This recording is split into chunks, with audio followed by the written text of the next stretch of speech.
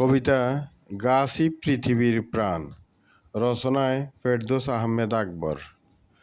সবুজে ঘেরা পৃথিবীর প্রাণ, গাছের মাঝে লুকায়িত যান। ছায়া দেয় সে ক্লান্ত দুপুরে, প্রাণ জুড়ায় তার স্নিগ্ধ সুরে। গাছই তো শ্বাস, গাছই তো জীবন, অক্সিজেন দেয় প্রতিক্ষণ। কার্বন ডাই অক্সাইড নেয় টেনে, পৃথিবী বাঁচায় নিঃশব্দে বিনে। ফল ফুলে ভরে উঠে ডাল, পাখিরা গায় সুরের তাল। ঝড় বৃষ্টি থামায় সে ঢাল, মাটিকে রাখে শক্ত ও ভালো। গাছ না থাকলে মরু হতো দেশ, শুকনো হাওয়া দিত দহন শেষ।